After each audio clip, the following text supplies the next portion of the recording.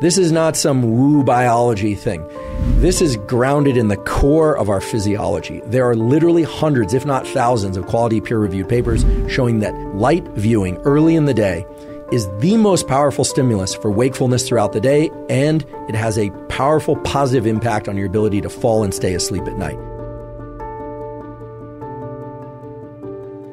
Try and get outside, ideally within the first 5 minutes of waking, or maybe it's 15 minutes, but certainly within the first hour after waking. And if it's a bright, clear day, the sun is low in the sky, or the sun is, starting to get overhead, what we call low solar angle, then I know I'm getting outside at the right time. If there's cloud cover and I can't see the sun, I also know I'm doing a good thing, because it turns out, especially on cloudy days, you want to get outside and get as much light energy or photons in your eyes. But let's say it's a very clear day and I can see where the sun is.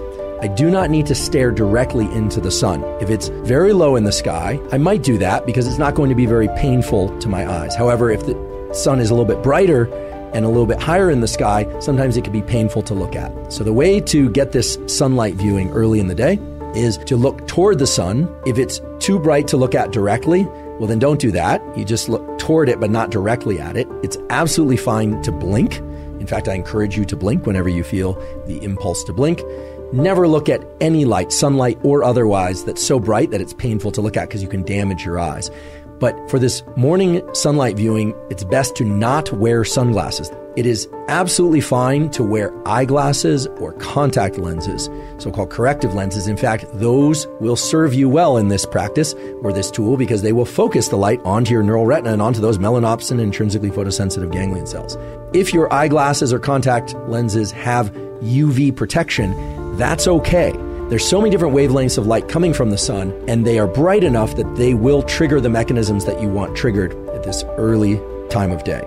The bright artificial lights in your home environment are not going to be sufficiently bright to turn on the cortisol mechanism and the other wake-up mechanisms that you need early in the day. Early in the day, right around waking, you need a lot of light, a lot of photons, a lot of light energy, and artificial lights generally just won't accomplish what you need them to accomplish.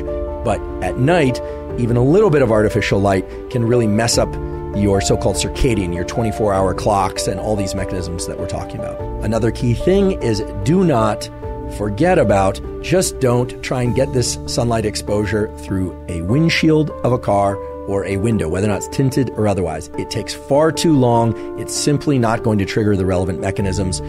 You would be standing there all day trying to get enough light into your eyes from the morning sunlight, and by then, the sun will have already moved from low solar angle to overhead, and it simply won't work for all sorts of mechanisms related to your circadian rhythm functions.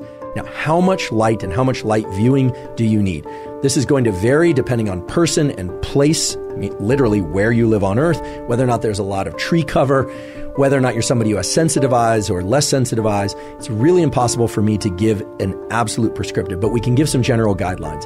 In general, on a clear day, meaning no cloud cover or minimal cloud cover, you want to get this sunlight exposure to your eyes for about 5 minutes or so.